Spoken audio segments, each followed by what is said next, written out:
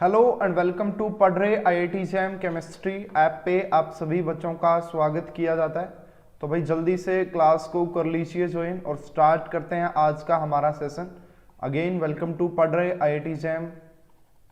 तो भाई last class में जो हमने हमारा टॉपिक स्टार्ट कर दिया था वो है आपका केमिकल इक्विलिब्रियम हम कंप्लीट पढ़ चुके हैं। और लास्ट क्लास में जो हमने टॉपिक स्टार्ट किया था वो आयोनिक इक्विलिब्रियम टॉपिक स्टार्ट कर दिया था भाई, ठीक है। और मैंने आपको ये भी बताया था कि ज्यादा इंपॉर्टेंस जो होती है वो आयोनिक इक्विलिब्रियम की ही होती है, ज्यादा जो क्वेश्चन आते हैं वो आयोनिक इक्विलिब्रियम से ही आते हैं। तो लास्ट क्लास में हमने क्या क्या पढ़ा था एक बार उसका रिवीजन करेंगे। और ये आयोनिक इक्विलिब्रियम की क्लास नंबर 2 रहेगी हमारी। तो कल की जो क्लास थी सबसे पहले हमने पढ़ा था टाइप्स ऑफ सब्सटेंस। तो मैंने आपको पढ़ाया था कि जो हमारे सब्सटेंस होते हैं वो बेसिकली दो टाइप के होते हैं भाई, एक इलेक्ट्रोलाइट होते हैं और एक नॉन इलेक्ट्रोलाइट होते हैं। तो इलेक्ट्रोलाइट हमें उन्हें बोलते हैं जो डिसोसिएट हो जाए। हेलो राहुल, वेलकम, है ना। इलेक्ट्रोलाइट ऐसे सब्सटेंस जो भाई किसी भी मोल्टन स्टेट में या एक्वस स्टेट में डिसोसिएट हो जाए उन्हें इलेक्ट्रोलाइट बोलते हैं। जो ना डिसोसिएट हो उन्हें नॉन इलेक्ट्रोलाइट बोलते हैं। फिर हमने पढ़ा था टाइप्स ऑफ इलेक्ट्रोलाइट। तो हमारे जो इलेक्ट्रोलाइट थे वो बेसिकली दो टाइप के थे। एक को हमने स्ट्रॉन्ग इलेक्ट्रोलाइट बोला था। On the basis of degree of dissociation electrolytes are two types. Strong electrolyte जिनका 100% डिसोसिएशन होता है, जिनके लिए जो डिग्री ऑफ डिसोसिएशन अल्फा होता है उसकी वैल्यू 1 होती है। और फिर हमारा वीक इलेक्ट्रोलाइट आया था, ठीक है। तो मैंने आपको वीक इलेक्ट्रोलाइट भी काफी अच्छे से पढ़ा दिया था। उसके बाद हमने जो पॉइंट पढ़ा था यहाँ पे ओस्टवाल्ड डाइल्यूशन, आर्हीनियस की थोड़ी पढ़ी थी, कुछ पॉइंट्स बताए थे मैंने, वो भी हमने डिस्कस। फिर ओस्टवाल्ड डाइल्यूशन लॉ हमने पढ़ लिया था। वो क्या बताता भाई, केडी जो डिसोसिएशन कांस्टेंट है, इन सब के बारे में हम लास्ट क्लास में डिस्कस कर चुके हैं। और सबसे लास्ट में हमने डिस्कस किया था factor affecting degree of dissociation, कि क्या क्या फैक्टर हैं जो कि डिग्री ऑफ डिसोसिएशन को अफेक्ट करते हैं। उनमें से एक फैक्टर मैंने आपको कॉमन आयन इफेक्ट का भी पढ़ाया था, वो भी काफी इंपॉर्टेंट होता है अपने आप में। तो ये हम लास्ट क्लास में डिस्कस कर चुके हैं। अब अगर अभी तक आपने लास्ट क्लास नहीं देखी तो पहले वो देख लीजिएगा, उसके बाद ये समझ में आएगा, ठीक है। तो आज हम डिस्कस करेंगे भाई सबसे पहले यहाँ पे एसिड एंड बेस थ्योरी के बारे में, है ना। एसिड एंड बेस थ्योरी के बारे में डिस्कस करेंगे, थोड़ा सा आइडिया लेंगे कि एसिड और बेस थ्योरी किस किस टाइप से कितने प्रकार की हमारे पास होती है। और उसके बाद फिर जो है हम हमारा जो है मेन टॉपिक स्टार्ट करेंगे कल से, ठीक है। Hello Surya, welcome. तो एसिड एंड बेस थ्योरी, अब देखो भाई इस चैप्टर में हम एसिड बेस का काफी ज्यादा रोल रहने वाला है, पीएच पीओएच का काफी ज्यादा रोल रहने वाला है। तो एक बार हम ये समझ लें कि एसिड हमारे क्या होते हैं, बेस हमारे क्या होते हैं भाई।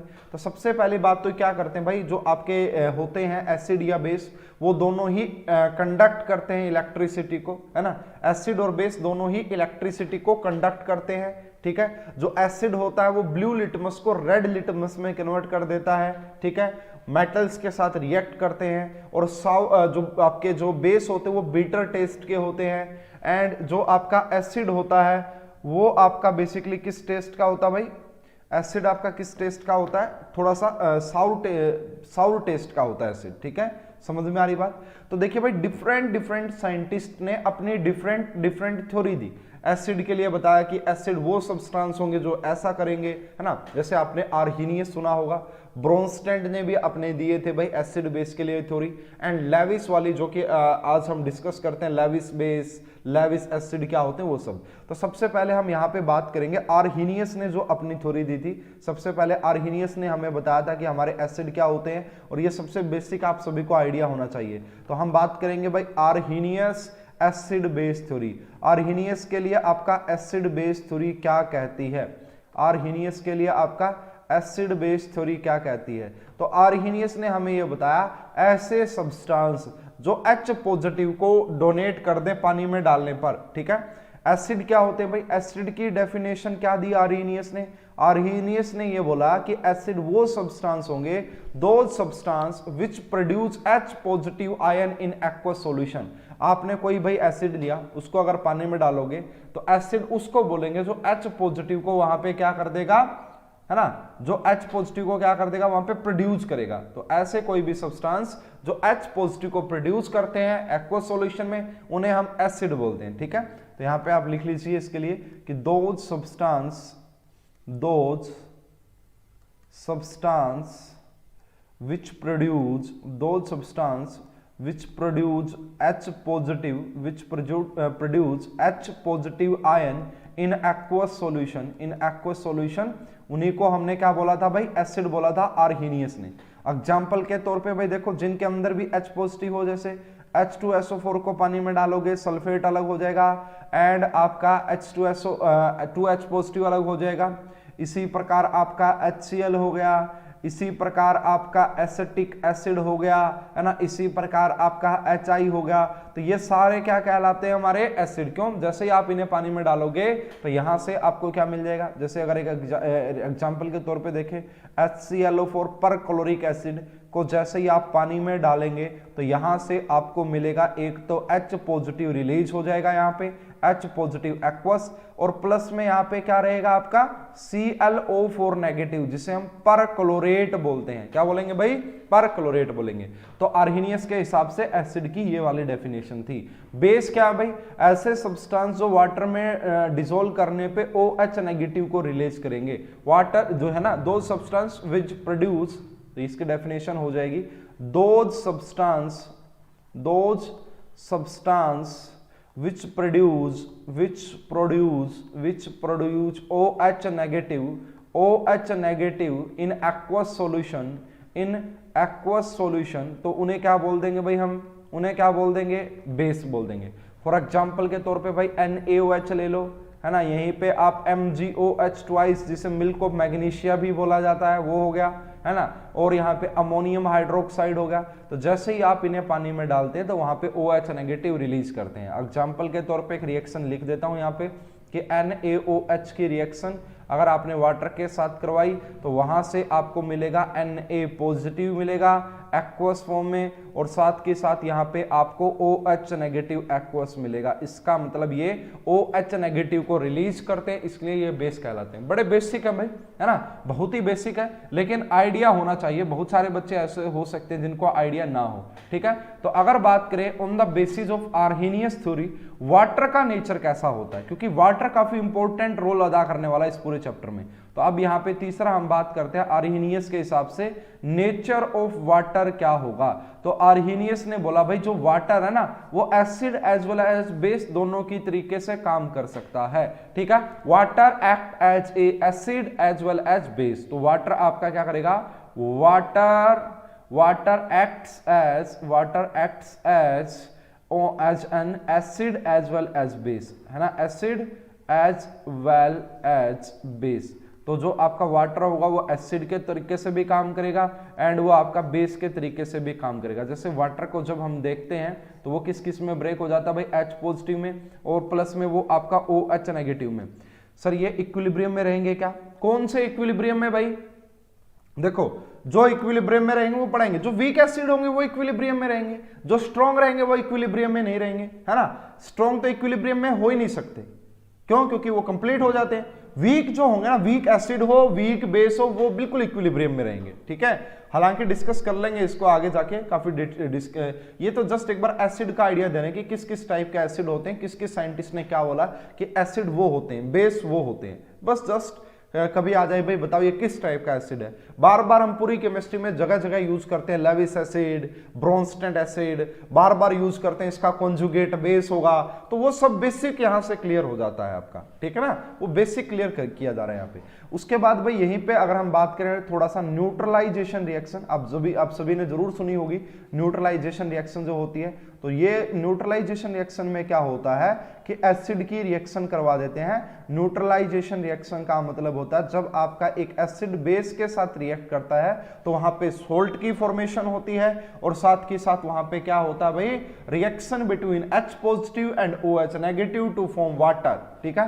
तो न्यूट्रलाइजेशन रिएक्शन में क्या होता है, ये reaction between acid and base to produce water, ठीक है। एसिड यानी कि आप एसिड ना लिख के ऐसा लिख लो कि अगर आपके पास यहाँ पे H पॉजिटिव एक्वस है और साथ के साथ अगर यहाँ पे आपका OH नेगेटिव एक्वस है, इन दोनों की रिएक्शन आपने करवाई, अगर वो कोई एसिड होगा तो सीधी सी बात है उसके अंदर H पॉजिटिव होगा, बेस है तो उसके अंदर OH नेगेटिव होगा, टू फॉर्म वाटर। अगर वो किसकी फॉर्मेशन कर देते हैं, टू फॉर्म वाटर, अगर वो वाटर को फॉर्म कर देते तो उसे हम न्यूट्रलाइजेशन रिएक्शन बोलेंगे।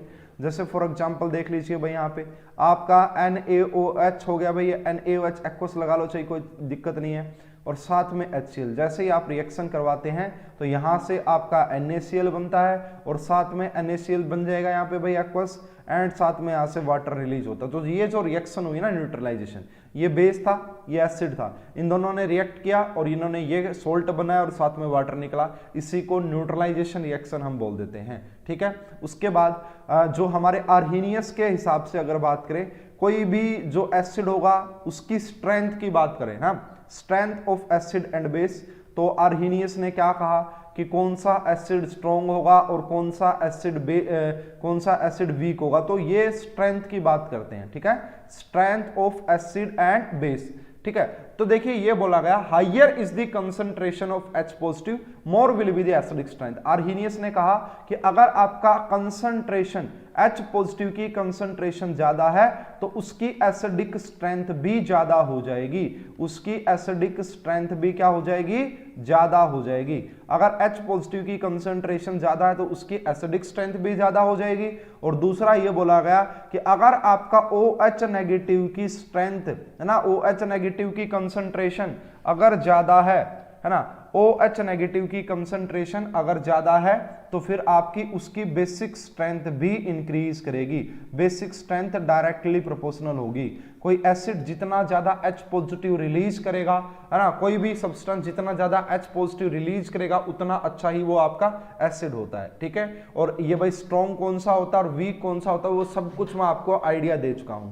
अब देखिए जो ये आर्हीनियस ने जो कंसेप्ट दिया, इसके कुछ एडवांटेज भी हैं क्या, है ना। तो यस बिल्कुल भाई, आर्हीनियस ने जो अपनी थ्योरी दी थी उसके कुछ एडवांटेज ये हैं कि इन्होंने बताया कि H पॉजिटिव की कंसंट्रेशन को रिलेट करके, तो इससे अगर H पॉजिटिव की कंसंट्रेशन तो हम यहां से pH निकाल सकते हैं, है ना। pH क्या होता है भाई डिटेल में डिस्कशन करेंगे आज के ही क्लास में, और पूरा चैप्टर pH के इर्द गिर्द घूमने वाला है ये पूरा, है ना। pH निकाल सकते हैं, POH निकाल सकते हैं, Ka यानी कि Kd डिसोसिएशन कांस्टेंट निकाल सकते हैं, Ka निकाल सकते हैं, Kb निकाल सकते हैं, एंड स्ट्रेंथ भी बता सकते हैं, आपका strength of acid and base भी हम यहां से बता सकते हैं। तो ये हमारे इसके कुछ एडवांटेज है, ये हमारे इसके कुछ एडवांटेज है।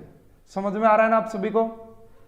बाकी बच्चे क्यों नहीं अटेंड करते हैं भाई क्लास को, है ना। अभी तो जस्ट कोर्स स्टार्ट हुआ और अभी से वो इसको नहीं देख पाते हैं, पता नहीं क्यों, रीजन है क्या उनका, ठीक है। और शाम के टाइम पे ही क्लास रख रखी मैंने, तो इसकी कुछ डिसएडवांटेज भी रही होगी भाई। आर्हीनियस के बाद अगर ब्रोनस्टेड ने अपनी थ्योरी दी, उसके बाद लेविस ने अपनी थ्योरी दी, तो इसकी कुछ डिसएडवांटेज भी होगी। तो सबसे मेन डिसएडवांटेज ये होती है कि ये एसिड और बेस सिर्फ एक्वस सॉल्यूशन में ही बता पाता है। इट एक्सप्लेन, तो सबसे पहले जो इसकी डिसएडवांटेज थी आर्हीनियस की थ्योरी की वो यही थी कि इट एक्सप्लेन एसिडिक एंड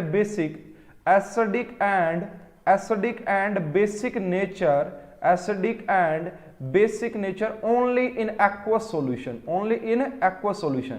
भाई अगर आपको कोई और सॉल्वेंट दिया हो तो उसके अंदर कैसे पता करोगे भाई कौन एसिड है कौन बेस है। ये तो सिर्फ ये बोलता है अगर पानी में डालने पे कोई H पॉजिटिव रिलीज करे तो वो एसिड, अगर कोई पानी में डालने पे OH नेगेटिव रिलीज करे तो OH वो बेस, बस, है ना, और कुछ तो नहीं बताया। उसके बाद यहाँ पे भाई स्टेबिलिटी ऑफ H पॉजिटिव की स्टेबिलिटी के बारे में नहीं बताया गया, तो यहाँ पे इसका मतलब ये भी है it could not explain about stability of H positive, it could not explain about stability of H positive. अब H के पास एक ही इलेक्ट्रॉन होता है, अगर वही डोनेट करेगा तो H पॉजिटिव एग्जिस्ट कैसे करेगा, ये स्टेबिलिटी भी नहीं बता पाया ये यहाँ पे, है ना। It can not be explain about the stability of H positive ion, ठीक है। आगे वाली थ्योरीज इसको एक्सप्लेन करेंगे भाई काफी अच्छे से। उसके बाद it could not explain about जो ब्रोनस्टेड ने बाद में दिया था, जैसे कि हम जानते हैं, है ना, कि कॉन्जुगेट एसिड होता है, कॉन्जुगेट बेस होता है, तो इट कुड नॉट एक्सप्लेन, ये भी आप यहां पे लिख सकते हो, हालांकि बाद में it could not explain about conjugate acid base pair, ठीक है। तो आप यहां से लिख सकते हो कि इसने कॉन्जुगेट एसिड बेस पेयर के बारे में नहीं बताया कि कौन एसिड किसका बेस पेयर क्या रहने वाला है। It could not explain about conjugate acid base pair. समझ में आ रही है क्या भाई बात, ओके। अब देखो बहुत सारे एसिड ऐसे होते हैं, जैसे अब मैं बात करूं यहाँ पे CO2 है, कार्बन डाइऑक्साइड को जैसे आप पानी में डालोगे तो वहां तो H पॉजिटिव रिलीज नहीं करता है, वहां तो कार्बोनिक एसिड बनता है, लेकिन है तो ये भी एसिड, ठीक है। ऐसे बहुत सारे यहाँ पे हमारे पास इसकी डिसएडवांटेज होती हैं। तो इसी डिसएडवांटेज को लेके तो सबसे पहला आर्हीनियस का एसिड बेस का कंसेप्ट था, वो मैंने एक्सप्लेन किया। उन्होंने सिंपली ये बताया कि अगर कोई भी सब्सटेंस पानी में जाने पर, है ना, अगर कोई भी सब्सटेंस पानी में जाने पर क्या करेगा, H पॉजिटिव रिलीज करेगा, तो वो सॉरी भाई सॉरी, थोड़ा सा यहाँ पे आपको हो गया होगा, ठीक है ना। तो ये बात हो गई। नेक्स्ट अब हम आगे बात कर लेते हैं भाई। नेक्स्ट जो हमारी सेकंड जो साइंटिस्ट आई जिन्होंने अपना एसिड बेस का कंसेप्ट दिया, वो था आपका ब्रोंस्टेड लोरी थ्योरी, ठीक है। तो ये ब्रोंस्टेड एंड लोरी, ये दो साइंटिस्ट थे भाई, इन्होंने भी एक अपनी एसिड बेस, तो ब्रोंस्टेड एंड दूसरा जो साइंटिस्ट थे भाई वो ये थे, है ना, और इन्होंने अपनी एक थ्योरी दी थी, ये भी काफी अच्छी है भाई। और यहीं पे आपका कॉन्जुगेट एसिड बेस का कंसेप्ट आता है। तो इन्होंने क्या कहा, ऐसा कोई भी सब्सटेंस, एसिड के लिए क्या कहा इन्होंने, ऐसा कोई भी सब्सटेंस जो प्रोटॉन को डोनेट करे, यहाँ पे प्रोटॉन के डोनेशन की बात आ रही है, ऐसा कोई भी सब्सटेंस जो प्रोटॉन को डोनेट करे वो एसिड होते हैं। Substance which have tendency to donate proton in any solvent, उसी को ब्रोंस्टेड एसिड बोलते हैं, ठीक है। तो यहाँ पे लिख लेते हैं भाई इसको, बिल्कुल बेसिक क्लासेस हैं ये हमारी, कोई दिक्कत नहीं है, बेसिक से लेकर एडवांस तक, जैसा कि आपने देखा होगा केमिकल इक्विलिब्रियम काफी डिटेल में पढ़ा है। तो सब्सटेंस विच हैव टेंडेंसी, है ना, which have tendency to donate proton को डोनेट करने की टेंडेंसी। प्रोटॉन बोले तो आपका H पॉजिटिव, प्रोटॉन बोले तो H positive in any solvent, यहाँ पे सॉल्वेंट का कोई इशू नहीं होता है। तो substance which have tendency to donate proton in any solvent is called Bronsted acid. इसे BA से डिनोट कर रहे हैं, इसका मतलब ब्रोंस्टेड एसिड है। अब देखो भाई ऐसे, हाँ ये अब समझ में आता है। अब ये हमारे पास जो होते हैं ना एसिड, वो न्यूट्रल भी हो सकते हैं, है ना, ऐसे भी हो सकते हैं कि उनके ऊपर कोई चार्ज ना हो। तो न्यूट्रल ब्रोंस्टेड एसिड कौन कौन से होते हैं भाई, जैसे सबसे अच्छा जो है आपका एग्जांपल वो है H2S हो गया, है ना। H2S के ऊपर कोई चार्ज नहीं, लेकिन ये प्रोटॉन को डोनेट करता है, किसमें कन्वर्ट हो जाता है, HS नेगेटिव में कन्वर्ट हो जाता है, ठीक है। कार्बोनिक एसिड आपका हो गया भाई, कार्बोनिक एसिड, है ना, नाइट्रिक एसिड हो गया। तो ये सारे क्या होते हैं, प्रोटॉन को डोनेट करते हैं, ठीक है। उसके बाद भाई आपका यहाँ पे अनायन भी ब्रोंस्टेड हो सकते हैं भाई, अनायन ब्रोंस्टेड एसिड हो सकते हैं। वो कैसे होंगे भाई, देखो जब आपने H2S में से एक प्रोटॉन डोनेट किया होगा, अब ये क्या बन गया, HS नेगेटिव बन गया, तो अभी भी ये एक प्रोटॉन है इसके पास जिसको ये डोनेट कर सकता है, जिससे ये कन्वर्ट हो जाएगा S2 नेगेटिव में, जिसे हम सल्फाइड बोलते हैं, ठीक है। जैसे ये भाई आपका HCO3 नेगेटिव हो जाए, जैसे आपका यहाँ पे भाई और भी बन सकते हैं, जैसे H2PO3 का नेगेटिव हो जाए, ये सब। तो ये अनायनिक ब्रोंस्टेड एसिड भी हो सकते हैं। एंड आपके पास भाई कटाइनिक ब्रोंस्टेड एसिड भी हो सकते हैं, कटाइनिक ब्रोंस्टेड एसिड भी हो सकते हैं, ऐसे जिनके ऊपर पॉजिटिव चार्ज हो। अब जैसे ये भाई आपका अमोनियम आयन है, तो ये अगर एक प्रोटॉन डोनेट कर देगा तो ये कन्वर्ट हो जाएगा। ऐसे ही भाई आपका ये PH4 पॉजिटिव हो जाता है ना। ऐसे ही फिर आपका ये CH3COO एंड H2 पॉजिटिव हो जाता है। तो ये सब क्या है कि ये भी प्रोटॉन यहाँ पे डोनेट कर सकते हैं, ये भी प्रोटॉन डोनेट कर सकते हैं। जैसे एग्जाम्पल के तौर पे एक रिएक्शन देख लेते हैं यहाँ पे भाई। अगर मैं बात करूं कि आपने H2S की रिएक्शन करवाई है, यहाँ पे आपके पास H2S था और यहाँ पे आपने जो सोलवेंट लिया वाटर लिया है, आप यहाँ पे हालांकि कुछ और भी ले सकते हैं। तो अब ये जो बेसिकली वो किस में कन्वर्ट हो जाएगा, HS नेगेटिव में, है ना, और साथ में ये किस में कन्वर्ट हो जाएगा, हाइड्रोनियम आयन में। किसमें, हाइड्रोनियम आयन में, इसी को हाइड्रोनियम आयन बोलते हैं। तो हुआ क्या है यहाँ पे कि जो H2S है उसने अपना प्रोटॉन को डोनेट किया है। जो भी प्रोटॉन डोनेट करते हैं उन्हें हम एसिड बोलते हैं। तो ये हमारा BA हो गया, ब्रोंस्टेड एसिड हो गया, ठीक है। अगर मैं यहाँ पे बात करूं H2O की, तो H2O ने प्रोटॉन को एक्सेप्ट किया है, H2O ने प्रोटॉन को एक्सेप्ट किया है। ऐसे सब्सटेंस जो प्रोटॉन को एक्सेप्ट करते हैं वो हमारा क्या कहलाते हैं, बेस कहलाते हैं। तो ये ब्रोंस्टेड बेस के तौर पे काम कर रहा है यहाँ पे वाटर, एंड यहाँ पे H2S ब्रोंस्टेड एसिड के तौर पे काम कर रहा है। ठीक है, अब जो देखिए, अब जो ये आपका HS नेगेटिव बनाना, इसे बोला जाता है कॉन्जुगेट बेस। इसे क्या बोलते हैं? इसे हम बोलते हैं कॉन्जुगेट बेस, है ना। अगर आपसे पूछा जाए कि बताओ भाई ये किसका कॉन्जुगेट बेस है ना, HS नेगेटिव किसका कॉन्जुगेट बेस है, तो ये हमारा H2S का कॉन्जुगेट बेस होता है। ठीक है, तो यहां पे ये बेस के तौर पे काम करता है। एंड क्यों बेस के तौर पे काम करता है भाई? अब ये प्रोटॉन को एक्सेप्ट कर सकता है, प्रोटॉन लेके ये किस में जा सकता है? वापस से H2S में जा सकता है, इसलिए ये बेस। और ये हमारा किसकी तरीके से काम कर सकता है? एसिड, क्योंकि अब ये प्रोटॉन डोनेट भी कर सकता है। तो ये कॉन्जुगेट एसिड बेस पेयर बोला जाता है भाई इन्हीं को हम कॉन्जुगेट एसिड बेस पेयर बोलते हैं। ठीक है, अब कहोगे सर देखो इसमें दूसरी रिएक्शन क्या हो सकती है कि जो आपका HS नेगेटिव था, अगर आप उसकी भी रिएक्शन करवा देंगे वाटर के साथ, तो वो फिर से किसके अंदर कन्वर्ट हो जाएगी भाई?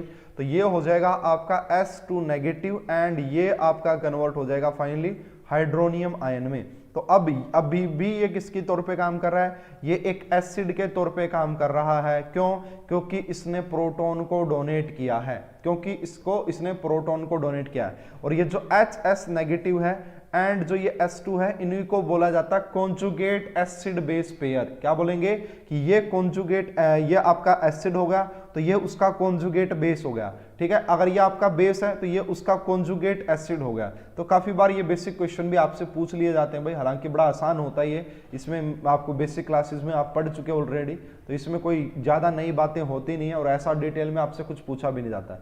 जैसे एक और देख लीजिए भाई, Al है ना, वाटर का 6, ये एक आपका कॉम्प्लेक्स है, कोऑर्डिनेशन कॉम्प्लेक्स है भाई। इसकी रिएक्शन अगर आप करवाते हैं वाटर के साथ, तो ये आपका किस में कन्वर्ट हो जाता है भाई? ये आपका कन्वर्ट हो जाता है Al, यहाँ पे हो जाता आपका H2O का 5, यहाँ पे हो जाता OH नेगेटिव। ठीक है, और इसके ऊपर आ जाता 3 पॉजिटिव, इसके ऊपर क्या आ जाता 3 पॉजिटिव, एंड साथ में यहाँ पे ये आ गया भाई H3O पॉजिटिव। तो इसे हम क्या नाम देते हैं भाई? ये हमारा एसिड है। क्यों? क्योंकि इसने OH नेगेटिव को एक्सेप्ट किया है। ऐसे सब्सटेंस जो प्रोटॉन को डोनेट करें एंड OH नेगेटिव को एक्सेप्ट करें, उन्हें हम एसिड बोलते हैं। तो ये हमारा एसिड है, तो इस एसिड का कॉन्जुगेट बेस क्या हो जाएगा? तो ये आपका कॉन्जुगेट बेस हो जाएगा। और ये अगर आपका बेस था यहाँ पे, तो इसका कॉन्जुगेट एसिड क्या हो जाएगा? हाइड्रोनियम आयन हो जाएगा। या हाइड्रोनियम आयन बनता कैसे है पता होगा ना, कि जैसे भाई ये जो वाटर आपको यहाँ पे नजर आता है, केमिकल बॉन्डिंग में पढ़ाया जाता है भाई आपको, कि जो वाटर होता है ना, वाटर वो उसका जो स्ट्रक्चर होती है वो बैंड स्ट्रक्चर होती है, और उसके पास होता है लोन पेयर ऑफ इलेक्ट्रॉन, है ना। उसके पास क्या होता है? लोन पेयर ऑफ इलेक्ट्रॉन होता है। और ये जो H पॉजिटिव होता है, इसके पास वैकेंट ऑर्बिटल होता है। तो ये वाटर अपना लोन पेयर इसको कोऑर्डिनेट कर देता है, जिसकी वजह से यहाँ पे हाइड्रोनियम आयन की फॉर्मेशन होती है। इसे हाइड्रोनियम आयन बोला जाता है ना। इसे आप H पॉजिटिव लिखो, हाइड्रोनियम लिखो, एक ही बात होती है। ठीक है, इसका कोई इतना ज्यादा इश्यू यहाँ पे हम नहीं बनाते हैं। समझ में आ रही है बात? तो देखिए भाई, अब यहाँ पे बात करते हैं कि in the term of Bronsted who is the base. Base कौन होंगे? तो बेस वो होंगे भाई जो प्रोटॉन को क्या करेंगे? एक्सेप्ट करेंगे। ठीक है, substance which have tendency to accept proton by any method are known as base. ठीक है, तो यहां पे आप लिख सकते हैं सब्सटेंस, ठीक है, सब्सटेंस विच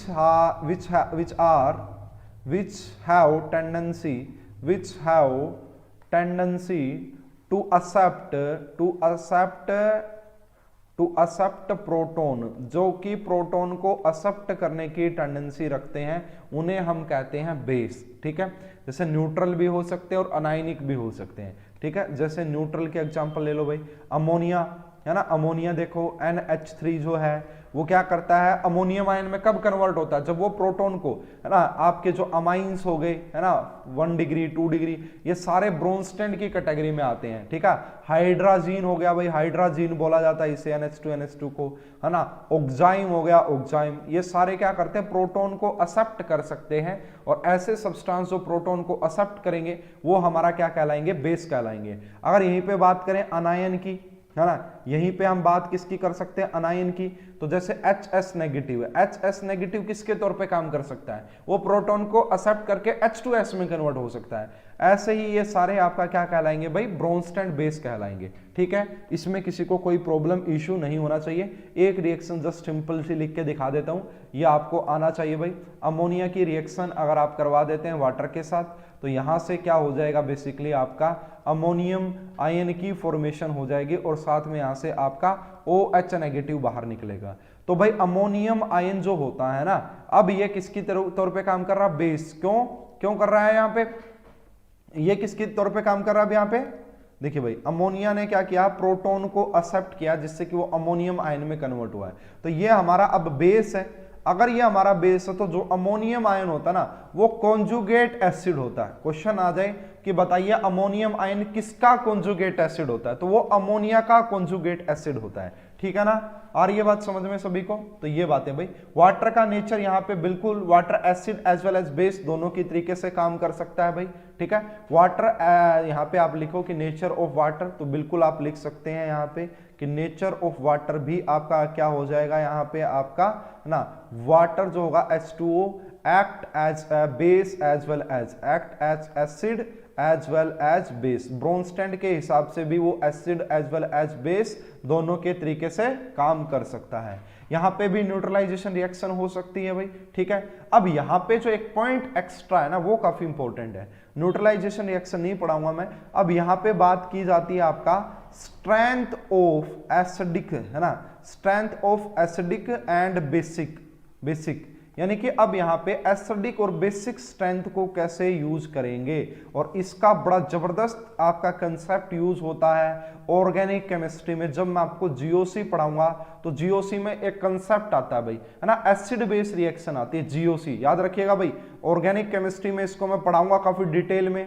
अब वहां पे मैं रीजन नहीं देता हूं, वहां पे जस्ट एक बात आपको बता देता हूं, कोई भी जो रिएक्शन होती है वो जो आपका हायर एसिडिक स्ट्रेंथ वाला होता है ना, हाई एसिड से यानी कि स्ट्रॉन्ग एसिड से वीक एसिड की तरफ जाती है। ये बात ध्यान में रखिएगा कि acidic reaction, acid based reaction higher acidic strength से लोअर एसिडिक स्ट्रेंथ के तौर पे जाती है ना, ये बात ध्यान में रखिएगा। उसका रीजन मैं यहां पे आपको दे रहा हूं। Acid base reaction always proceed in the direction from stronger to weak, ये बात लिख लो, इंपॉर्टेंट है। जर्नल ऑर्गेनिक केमिस्ट्री में काफी रिएक्शन में पढ़ाता हूं। अगर सूर्या यहाँ पे है तो वो कमेंट करके बताए, क्योंकि सूर्या ने मेरी जीओसी पढ़ी हुई है, पिछली साल वो ऑर्गेनिक वाले कोर्स में था। ठीक है, तो वहां पे भाई काफी डिटेल में पढ़ाया जाता है। अभी मैं एग्जाम्पल भी दे दूंगा, तो इसको पहले आप नोट कर लो क्योंकि ऑर्गेनिक में जबरदस्त यूज होता है इसका। एसिड बेस रिएक्शन ऑलवेज, ठीक है, एसिड बेस रिएक्शन ऑलवेज, ठीक है, proceed in the direction proceed in the direction है ना, proceed in the direction from stronger to weak। अब ये है, ऐसा होता क्यों है, उसका रीजन यहां पे दिया जाता है और काफी डिटेल में आपको समझाया भी जाता है। ठीक है ना, ऑर्गेनिक केमिस्ट्री में वहां पे नहीं बताते हम, वहां पे ये चीज नहीं बताई जाती कि ऐसा क्यों होता है। ठीक है, वहां पे हम रीजन नहीं देते, बट यहाँ पे आपको एक रीजन दिया जाएगा। जैसे एक ऑर्गेनिक पॉइंट ऑफ व्यू से एक क्वेश्चन लिख लेते हैं, एग्जांपल लिख लेते हैं कि ऐसा क्या होता है। मान लीजिए भाई मैंने आपकी यहाँ पे रिएक्शन करवाई है, किसके साथ करवा देते हैं, फॉर एग्जाम्पल कौन लेते हैं यहाँ पे भाई, है ना, तो मान लो कि आपने यहाँ पे कोई रिएक्शन करवाई किसके साथ, CH3 एंड यहाँ पे हम ले लेते हैं भाई कोई और ले लेते हैं। ठीक है ना, तो कार्बन कार्बन का ये ट्रिपल बॉन्ड है, इसकी रिएक्शन आपने मान लो भाई किसी बेस के साथ करवा दी, XYZ कोई भी बेस हो, यहाँ पे मान लो आपने इसकी रिएक्शन NaOH के साथ करवाई। अब यहाँ से आपको क्या मिलेगा, एक तो मिलेगा कार्बन कार्बन ट्रिपल बॉन्ड यहाँ पे आ जाएगा नेगेटिव, और साथ में आपको क्या मिलेगा यहाँ से भाई, मैं बोल देता हूँ कि वाटर मिलेगा। अब देखो ये यहाँ पे एसिड के तौर पे हाइड्रा एसिड बोलते हैं, ये आपका यहाँ पे एसिड है। अब यहाँ पे एसिड कौन है, वाटर है। यहाँ पे एसिड कौन है, ये भी एसिड ही होता है, वाटर भी यहाँ पे एसिड के तौर पे काम करेगा।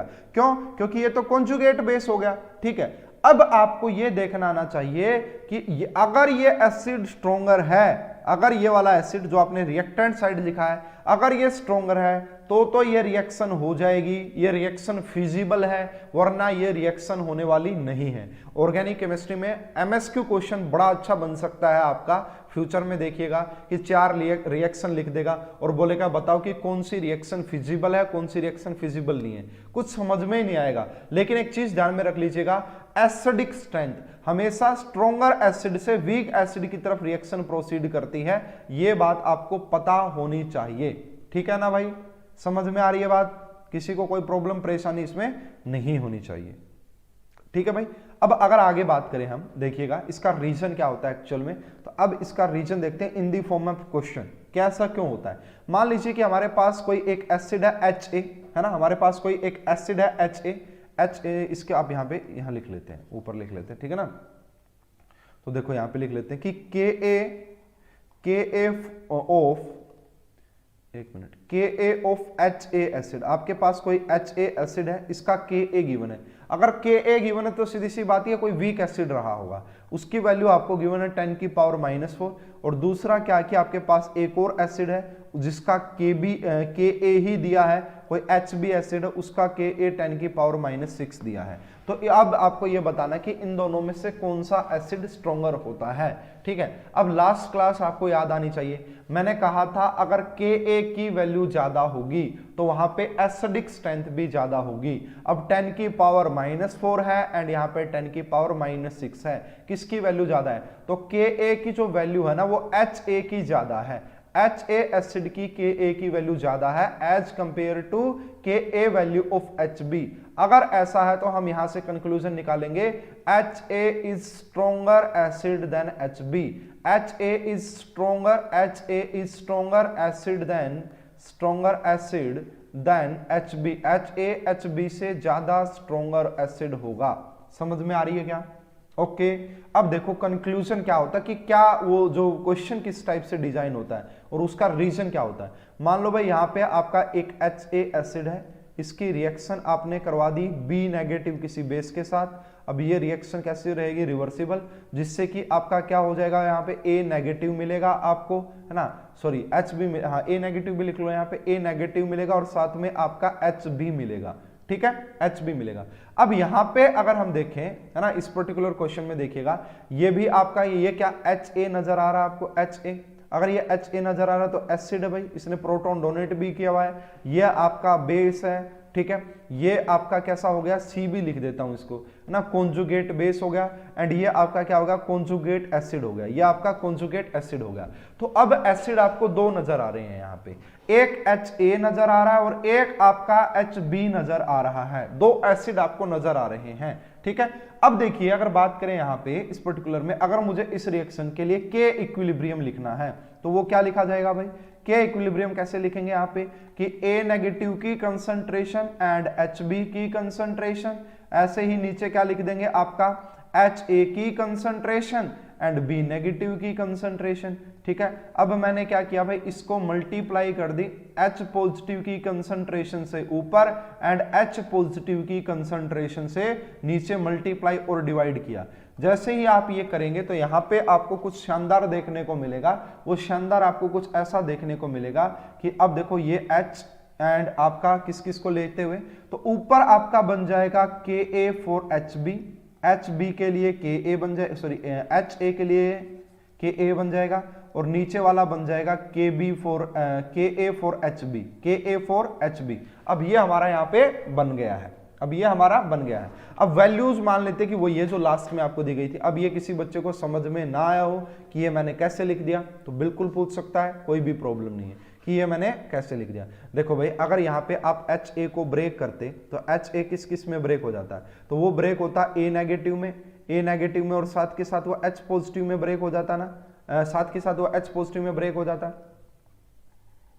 ठीक है, तो देखो ये वाला H पॉजिटिव एंड ये वाला A नेगेटिव, इसको मैंने क्या लिख दिया है, इसको क्या लिख, और बाई में ये वाला HA, इसको क्या लिख सकते हैं। अगर मान लो भाई मुझे इसके लिए Ka लिखना पड़े तो कैसे लिखेंगे, A नेगेटिव और यहाँ पे क्या लिखेंगे आपका H पॉजिटिव और नीचे क्या लिखेंगे आपका AH, है ना, ऐसा ही तो लिखेंगे ना। अब जब ये हो गया और यहां से नीचे से देखोगे तो HB के लिए आ जाएगा, तो ये दोनों आ गई। और मान लेते हैं कि पिछली वैल्यू गिवन है, यानी कि इसकी वैल्यू आपका 10 की पावर -4 गिवन है और इसकी वैल्यू आपका 10 की पावर -6 गिवन है, यानी कि यहाँ पे इक्विलिब्रियम कांस्टेंट की वैल्यू कितनी आ गई, 10 की पावर 2। अगर वो 10 की पावर 2 आ गई, इसका मतलब यहाँ पे इक्विलिब्रियम कांस्टेंट आपका ग्रेटर देन 1 है। अगर इक्विलिब्रियम कांस्टेंट आपका ग्रेटर देन 1 है ना, तभी वो रिएक्शन लेफ्ट टू राइट जाएगी।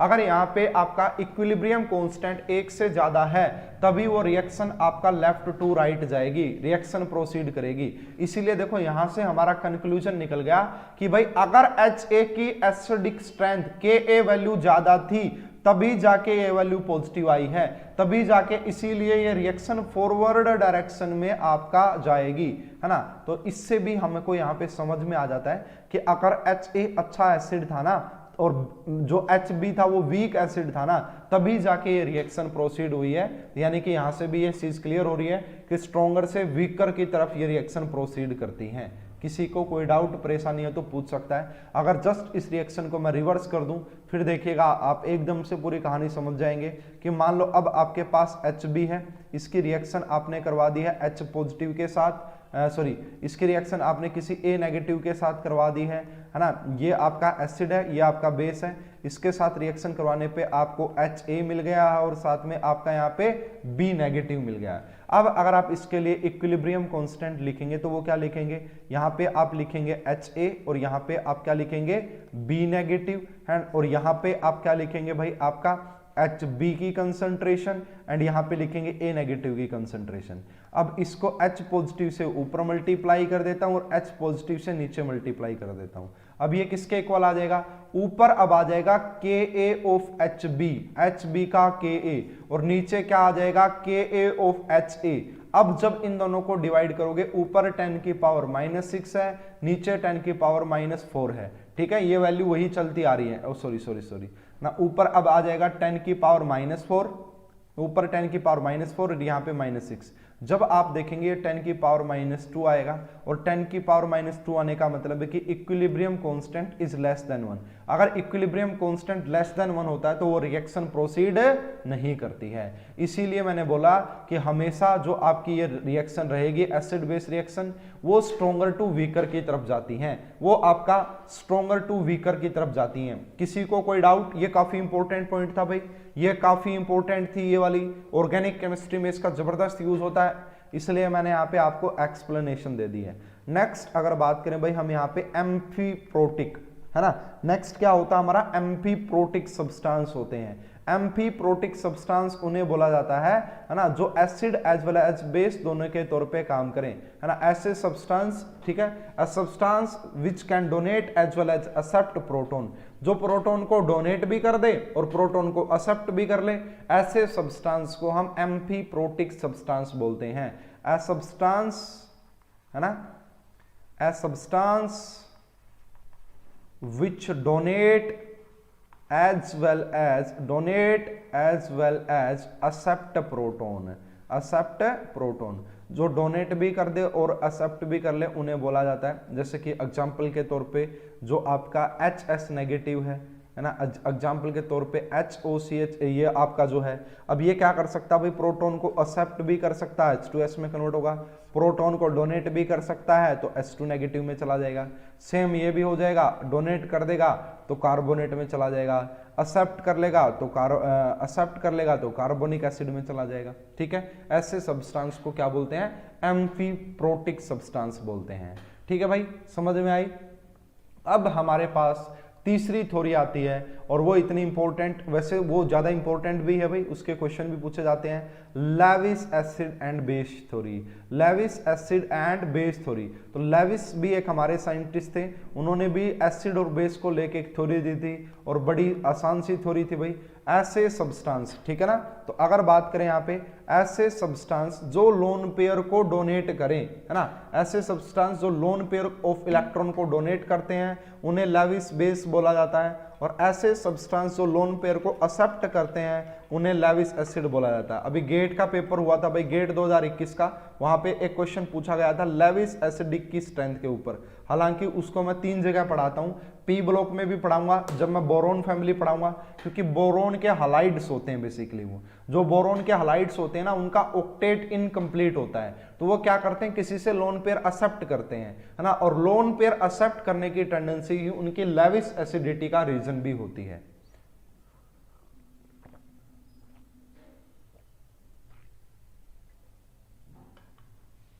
तो देखिए यहां पे अगर बात करें हम एसिड क्या हो जाएंगे भाई यहाँ पे आपका, ठीक है। अब हम अगर यहाँ पे देखें कि हमारा एसिड क्या हो जाएंगे, तो ऐसे substance which can accept lone pair of electron, ठीक है ना, accept lone pair of electron. और ये जो मिलेंगे ना लेविस एसिड, जनरली आपको इलेक्ट्रॉन डेफिशिएंट स्पीसीज मिलते हैं, ठीक है।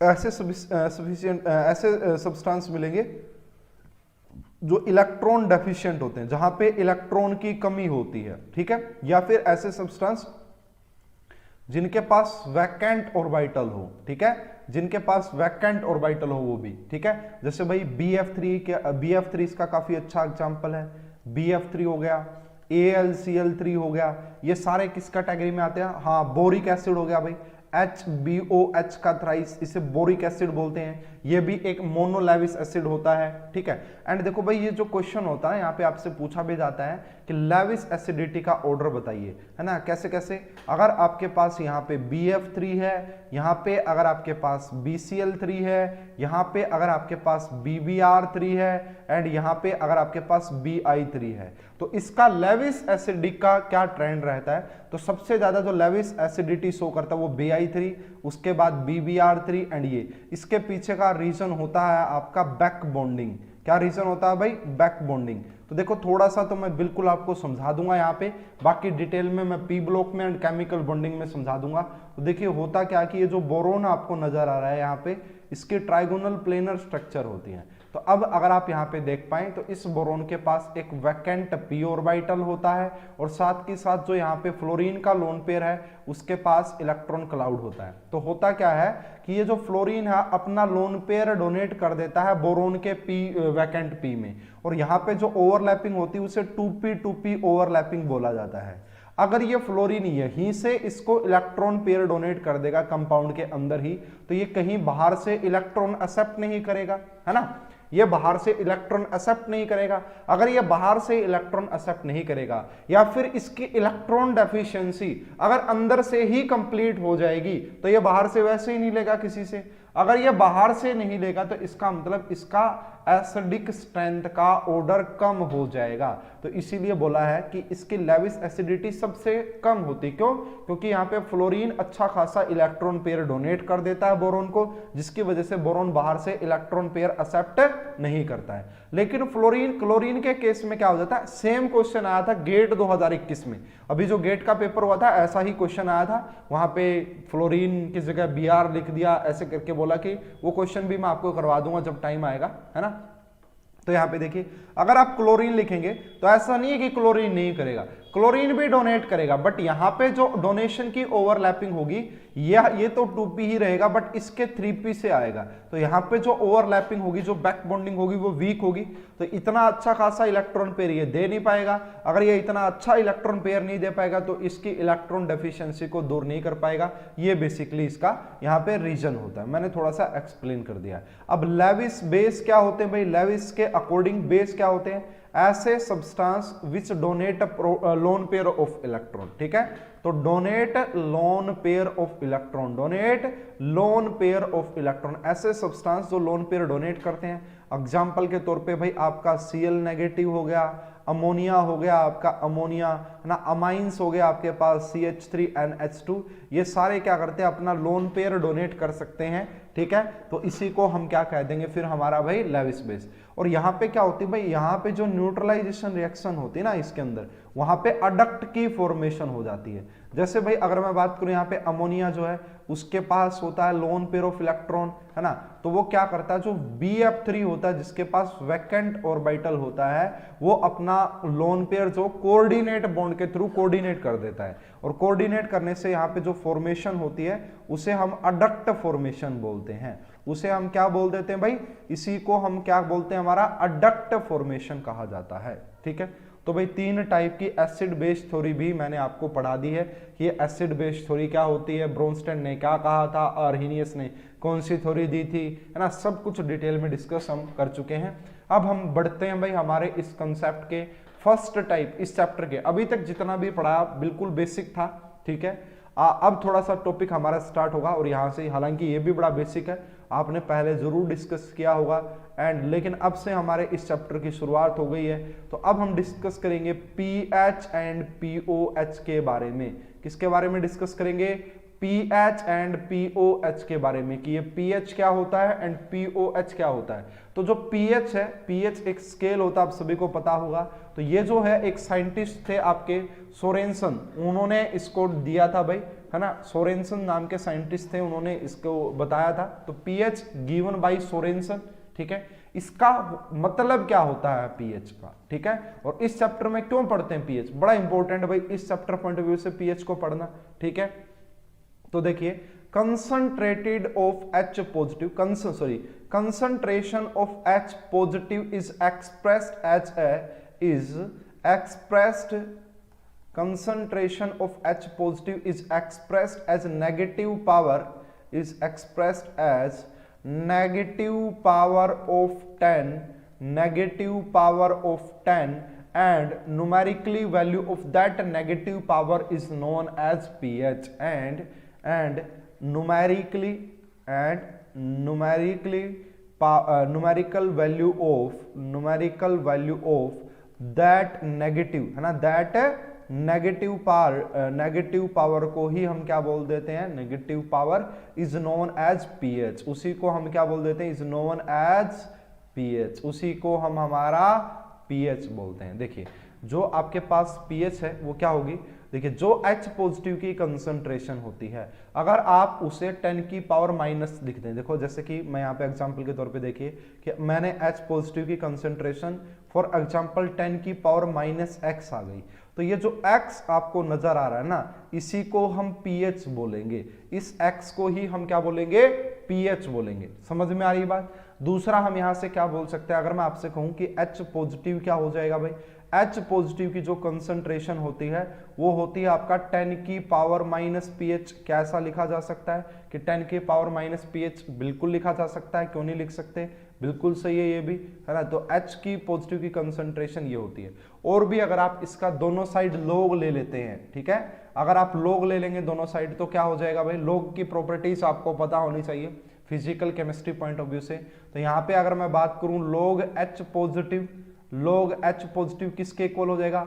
माइनस pH आगे आ जाएगा और ये आपका log 10 बनेगा। क्या बनेगा भाई?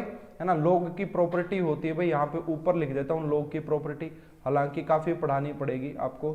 तो log अगर a की पावर b होता है तो b आगे आ जाता है और log a हो जाता है, ठीक है। तो यहाँ पे और log 10 की वैल्यू क्या होती है भाई? log 10 की वैल्यू 1 होती है। तो यहाँ पे साथ के साथ तो आप लिख भी लो कि log 10 की वैल्यू क्या होती है? 1 होती है। इसलिए अगर मैं यहां से बात करूं कि जो मेरा pH है, मेरा pH किसके इक्वल हो जाएगा? तो pH आपका इक्वल होता है minus log concentration of H positive. तो ये हमारी pH की वैल्यू होती है। इस फॉर्मूले का जबरदस्त यूज करने वाले हैं भाई इस पूरे चैप्टर के अंदर, कि जो आपका pH होता है वो आपका किसके इक्वल होता है? माइनस log OH पॉजिटिव की कंसंट्रेशन। या फिर इसी को क्या लिख सकते हैं भाई? अगर आप माइनस साइन हटाना चाहते हैं तो इसे 1/log H पॉजिटिव की कंसंट्रेशन भी लिख सकते हैं। हालांकि ज्यादातर जो हमारा यूज होता है वो वही है जो मैंने आपको बताया। तो यहाँ पे अगर आप लिखते हैं log H पॉजिटिव की कंसंट्रेशन, तो देखो 1/ लिखोगे तो जो माइनस साइन है वो चेंज हो जाता है, ठीक है, वो माइनस साइन चेंज हो जाएगा। तो यहां से काफी इंपॉर्टेंट पॉइंट हमें क्या देखने को मिलता है, वो बिल्कुल आप लिख लीजिए, वो काफी इंपॉर्टेंट है भाई, कि वैल्यू ऑफ pH, ठीक है ना, pH जो होता है एंड आपकी जो कंसंट्रेशन होती है H पॉजिटिव की, they are inversely proportional to each other. pH and concentration of H positive are inversely proportional,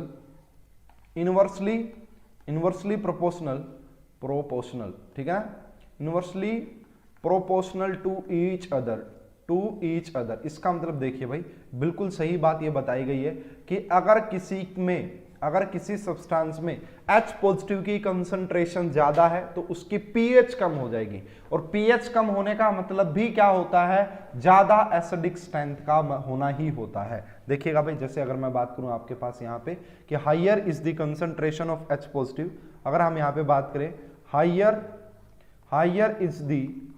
is the concentration of H positive, अगर आप H पॉजिटिव की कंसंट्रेशन को इंक्रीज करेंगे तो आपकी पीएच मिलेगी आपको स्मॉलर, पीएच क्या मिलेगी, स्मॉलर पीएच हो जाएगी। एंड एसिडिक वो काफी अच्छा, मोर will be the acidic solution, ठीक है ना। तो मोर will be the acidic solution, more will be the acidic solution, जो आपका सॉल्यूशन रहेगा वो ज्यादा एसिडिक रहेगा। अगर H पॉजिटिव की कंसंट्रेशन ज्यादा है तो पीएच कम, और ये बात आपको पढ़ाई भी तो जाती है कि पीएच जितनी कम होगी ना उतना सॉल्यूशन आपका ज्यादा एसिडिक होता है। दूसरा अगर यहाँ पे आप लिखेंगे कि smaller is the value of, smaller is the value of H positive, तो आपका हाइयर पीएच होती है। अगर हाइयर पीएच होगी तो एसिडिक स्ट्रेंथ क्या करेगी, lower will be the less acidic strength वहां पे आपको देखने को मिलती है, लेस एसिडिक स्ट्रेंथ वहां पे आपको देखने को मिलती है, ठीक है। तो यहां पे आप दोबारा से भी इस बात को लिख सकते हैं कि जब किसी एसिड को आप ऐड करते हैं, एसिड को ऐड करने से H पॉजिटिव की कंसंट्रेशन बढ़ेगी और पीएच की वैल्यू डिक्रीज करेगी। अब यहां पे देखो एक काफी इंपॉर्टेंट कंक्लूजन हम निकाल लेते हैं। इफ, देखिए, if pH is changed by 1 unit, if pH is changed by 1 unit, अगर आप pH को 1 यूनिट से चेंज करोगे तो आपकी concentration of H positive 10 unit से चेंज हो जाएगी, है ना। Then concentration of H positive, then concentration of H positive will be changed by, है ना, will be changed by 10 unit, will be changed by 10 unit। इसका मतलब क्या, मैं अभी समझा देता हूं। देखिए, अगर मैं बात करूं, अगर आपकी पीएच की वैल्यू फॉर एग्जांपल 1 है, ठीक है, एग्जांपल के तौर पे अगर बात करें, आपका कोई एक सॉल्यूशन गिवन है, उसमें आपको बता दिया कि पीएच की वैल्यू 1 है। पीएच की वैल्यू 1 होने का मतलब क्या होता है कि 1 इज इक्वल टू, है ना, तो आपकी यहां से अगर आप लिखेंगे तो वो क्या हो जाएगी, देखिए पीएच 1 होने का मतलब क्या है कि 10 की पावर -1, यानी कि H पॉजिटिव की जो कंसंट्रेशन रही होगी वो 10 की पावर -1 रही होगी, ठीक है ना, समझ में आई बात। अब हमने क्या कर दिया, पीएच को 1 यूनिट से चेंज कर दिया, ठीक है। अब आपने जो पीएच कर दी वो 0 कर दी। जैसे ही आप पीएच को 0 करेंगे तो H पॉजिटिव की कंसंट्रेशन 1 हो जाएगी। कितनी हो जाएगी, 1। तो 10 की पावर -1 जो थी, यानी कि बेसिकली जो 0.1 थी, अब वो 10 टाइम्स इंक्रीज हो चुकी है। अगर आपने पीएच को 1 यूनिट से डिक्रीज किया तो H पॉजिटिव की कंसंट्रेशन 10 यूनिट से इंक्रीज करी, और इनवर्सली प्रोपोर्शनल होते हैं, ऐसा हो बीगा। अगर आपने यहाँ पे pH की वैल्यू को 1 यूनिट से इंक्रीज कर दिया तो H पॉजिटिव की कंसंट्रेशन अब हो जाएगी 10 की पावर -2, और 10 की पावर -2 का मतलब होता है 0.01, है ना। तो अब देखो, अगर आपने pH को 1 यूनिट से बढ़ाया, अगर आपने pH को 1 यूनिट से बढ़ाया तो H पॉजिटिव की कंसंट्रेशन आपका 10 यूनिट से कम कर गई, ठीक है ना। तो pH बढ़ाने से H पॉजिटिव की कंसंट्रेशन डिक्रीज करती है, और कितने से, अगर आप 1 यूनिट से pH चेंज करोगे तो आपकी H पॉजिटिव की कंसंट्रेशन 10 यूनिट से चेंज करेगी। बोलिए समझ में आया या फिर नहीं, बोलिए समझ में आया या फिर नहीं। कमेंट करो भाई, काफी देर हो गया आपने कमेंट नहीं किया है, काफी टाइम से आपने कमेंट नहीं किया, अभी एक बार कमेंट करना पड़ेगा, उसके बाद आगे डिस्कस करेंगे। फटाफट से कमेंट करेंगे, फटाफट से कमेंट करो कि अब पीएच इंपॉर्टेंट है, ये समझ में आना चाहिए आपको, काफी इंपॉर्टेंट है।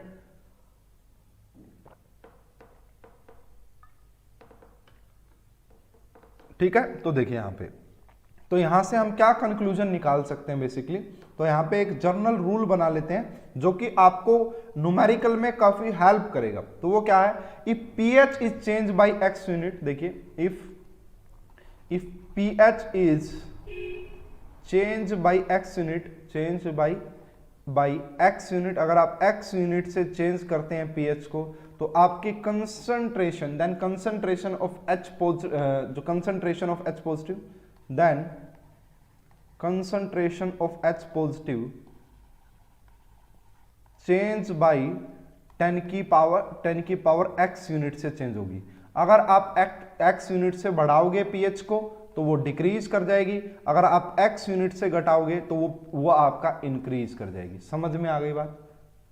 Okay, very good very good very good, शानदार। देखिए भाई, एग्जांपल के तौर पे मैं यहाँ पे लिख देता हूँ, आपको बताना है कि भाई क्वेश्चन आ गया कि हमने पीएच को 2 यूनिट से इंक्रीज कर दिया, तो बताइए H पॉजिटिव की कंसंट्रेशन, क्या बोला आपको कि पीएच 2 यूनिट से हमने इंक्रीज कर दी, तो बताओ H पॉजिटिव की कंसंट्रेशन। तो H पॉजिटिव की कंसंट्रेशन आपका 10 की पावर 2 टाइम्स डिक्रीज कर जाएगी, 10 की पावर 2 टाइम्स डिक्रीज कर जाएगी। तो कितनी हो गई भाई वो, तो वो हो गई 100, आपका क्या हो जाएगी 100 यूनिट डिक्रीज कर जाएगी, 100 यूनिट डिक्रीज कर जाएगी।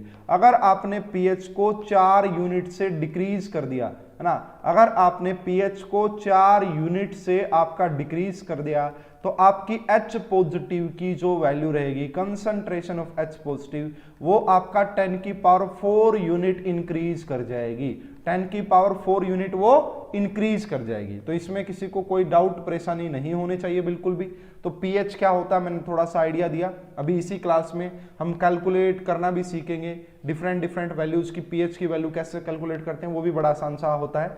अब सेकंड जो हमारे पास, जैसे पीएच हमने पढ़ा, ऐसे ही आपके पास पीओएच भी होता है। तो पीओएच में इसकी डेफिनेशन क्या हो जाएगी, जैसे आपने H पॉजिटिव की कंसंट्रेशन को किसके को लिखा था, 10 H पॉजिटिव की कंसंट्रेशन को 10 की पावर माइनस x जो रखते हैं, तो यहाँ पे 10 की पावर माइनस y रखते हैं, और ये जो y होता है यही हमारा POH भी होता है, यही y हमारा यहाँ पे POH भी होता है। इसको भी अगर आप कन्वर्ट करना चाहें उसी प्रकार से log लेके, तो यहाँ पे जो POH आ जाएगा वो इक्वल होता है माइनस log एंड आपका कंसंट्रेशन ऑफ OH नेगेटिव। तो ये किसके इक्वल हो जाएगा भाई, आपका POH किसके इक्वल होता है, minus log concentration of OH negative, या फिर इसी को आप किसके इक्वल लिख सकते हैं, log एंड यहाँ पे होता है 1 एंड यहाँ पे हो जाता है 1/O।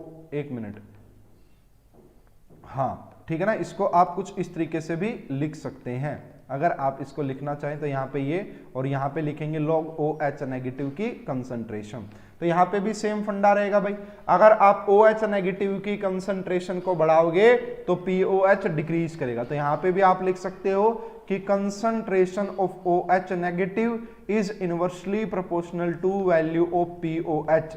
ठीक है, तो सेम फंडा आएगा, सारी चीजें जैसी POH के केस में थी वैसे ही यहाँ पे भी हो जाती है, वैसे ही यहाँ पे भी हो जाएगी। अगर आप x यूनिट से चेंज करोगे तो यहाँ पे वो 10 की पावर x यूनिट से चेंज हो जाएगा, अगर आप x यूनिट से डिक्रीज करोगे तो वो x यूनिट से इंक्रीज कर जाएगा। सब वही रहने वाला है यहाँ पे, ठीक है भाई, सब वही रहने वाला है यहाँ पे। इसमें किसी को कोई प्रॉब्लम है तो एक बार फटाफट से बताएं, उसके बाद फिर हम क्वेश्चन स्टार्ट करेंगे।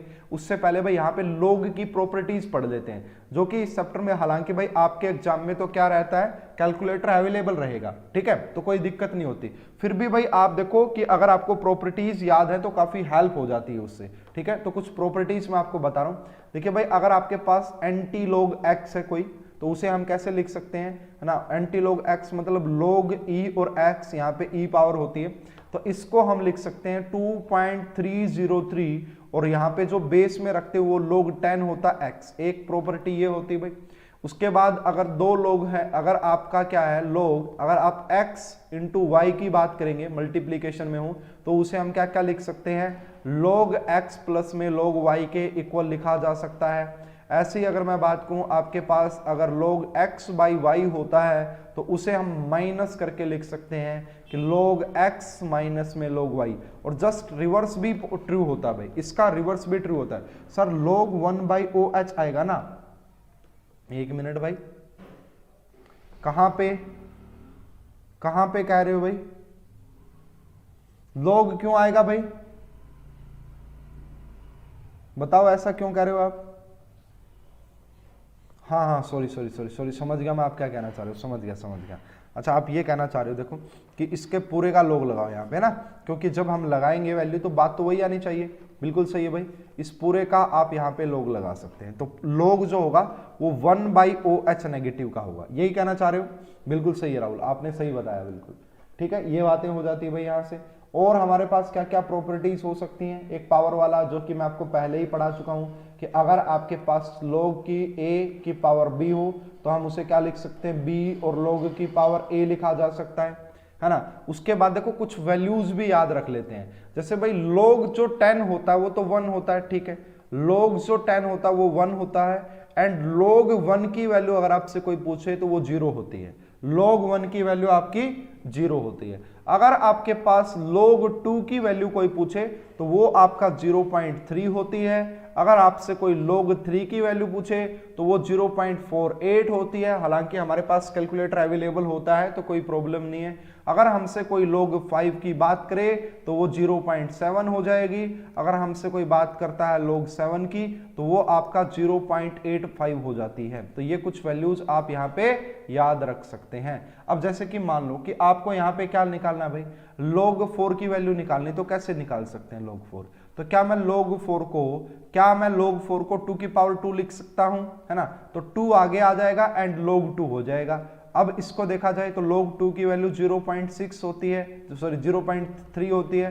तो ये देखो ऐसे आप निकाल सकते हैं, लेकिन इसकी जरूरत आपको काफी कम ही पड़ेगी, तो उसका ज्यादा डिस्कशन हम करेंगे नहीं आपके लिए, ठीक है? तो उसका कोई इशू बना नहीं। अब देखो भाई कैसे पीएच निकाले जाते हैं और कैसे कैसे क्वेश्चन आते हैं, तो एक बेसिक आइडिया ले लेते हैं, उसके बाद काफी आसान हो जाएगा ये चैप्टर। तो आपको बोला गया कि आपको पीएच फाइंड आउट करनी है, ठीक है? आपको पीएच बतानी है। सबसे पहले क्वेश्चन में आपको गिवन है कि H पॉजिटिव की जो कंसंट्रेशन है वो 5 इंटू में 10 की पावर -3 है। बताओ भाई इसका आंसर। 5 इंटू में 10 की पावर -3 है। तो अब आप कैसे करते हैं, हालांकि मैं इसके लिए शॉर्ट ट्रिक भी बताऊंगा और लॉन्ग ट्रिक दोनों बताऊंगा। तो एक तो बच्चा ऐसे कर सकता है कि सबसे पहले वो लिखेगा कि पीएच जो होता है ना हमारा, वो -log H पॉजिटिव की कंसंट्रेशन होता है, ठीक है जी।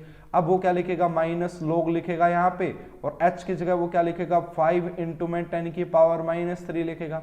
फिर वो क्या लिखेगा कि -log 5, और फिर क्या लिखेगा वो माइनस तो प्लस, वैसे तो प्लस आना चाहिए यहाँ पे, लेकिन वो माइनस ही हो जाएगा, तो वो लिखेगा -log 3। फिर क्या लिखेगा, log 5 की वैल्यू अभी अभी जस्ट बताई मैंने 0.7 होती है, तो आप यहाँ पे लिखेंगे -0.7, यहाँ पे -3 नीचे उतारेंगे तो ये 3 हो जाएगा प्लस का, और इसकी जो वैल्यू आप निकालेंगे यहाँ से वो 2.3 निकालेंगे। यहाँ पे पीएच क्या निकाली आपने, 2.3 निकाली। अब एक तो ये तरीका था भाई, और दूसरा तरीका बड़ा आसान है ना? वो क्या है, जो 10 की पावर में हो ना आपका, 10 की पावर माइनस में हो, उसको नीचे लिख दो यहाँ पे सीधा, और माइनस कर दो log 5। देखो क्या कहा मैंने, बात तो वही है, इनडायरेक्टली बात तो वही है, लेकिन कैलकुलेशन हमारी कम हो गई। जो 10 की पावर -x में हो वो आप सीधा आगे लिखो और माइनस कर दो उसमें से log 5, तो ये हमारा 3 होता है और ये आपका 0.7 होता है, तो माइनस करोगे तो ये आपका 2.3 आ जाएगा, है ना? तो समझ में आया कैसे किया, है ना? तो ये आपका थोड़ा सा आसान हो जाता है इस तरीके से। अब बहुत सारी वैल्यूज ऐसे निकाल के देख सकते हैं भाई। सेकंड अगर मैं आपसे बात करूं, अब एक लाइन में आपको निकालनी आनी चाहिए H पॉजिटिव। अब आपको बोला गया है 2 इंटू में 10 की पावर -6, तो कैसे करेंगे, जो 10 की पावर माइनस में होता है उसे आगे लिखेंगे, और यहां जो रहेगा उसका log लिख देंगे, -log 2, और log 2 की वैल्यू कितनी होती है, 0.3, तो 6 में से जब आप 0.3 माइनस करेंगे तो ये आ जाएगा आपका 5.7, ठीक है? अगर आपसे बोला जाए कि H, तीसरा जो क्वेश्चन आ जाता है यहाँ पे वो यही है कि H पॉजिटिव की कंसंट्रेशन यहाँ पे आपको 10 की पावर -3, तो इसको तो डायरेक्ट ही लिख देंगे 3 होगी पीएच, इसको तो डायरेक्ट ही लिख देंगे 3 होगी, है ना? अगर बात की जाए भाई यहाँ पे हमारा और भी पर्टिकुलर केस हो सकते हैं, है ना? जैसे अब ये बोल दिया जाए कि H पॉजिटिव की कंसंट्रेशन निकालिए 0.3 है, अगर 0.3 है ना H पॉजिटिव की कंसंट्रेशन, तो इसकी पीएच बताइए।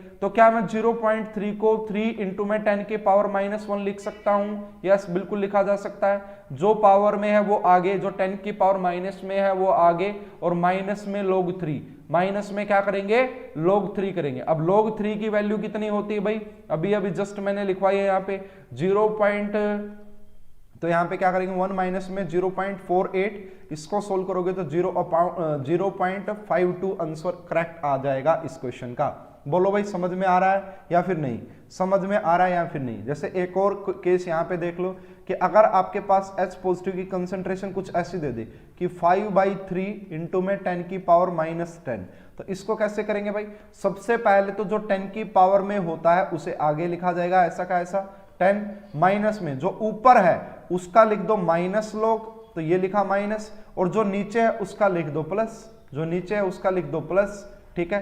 तो अब ये हो गया भाई 10, इसके log 5 की वैल्यू कितनी होती है भाई, log 5 की वैल्यू कितनी होती है 0.7, तो माइनस 0.7 एंड प्लस में क्या हो जाएगा आपका 0.48। इसको जब सोल्व करेंगे तो हमारा यहां से आ जाएगा 9.78। तो इस प्रकार से हम क्या कर सकते हैं, अगर आपको H पॉजिटिव की कंसंट्रेशन गिवन हो, अगर आपको H पॉजिटिव की कंसंट्रेशन गिवन हो तो हम pH निकाल सकते हैं।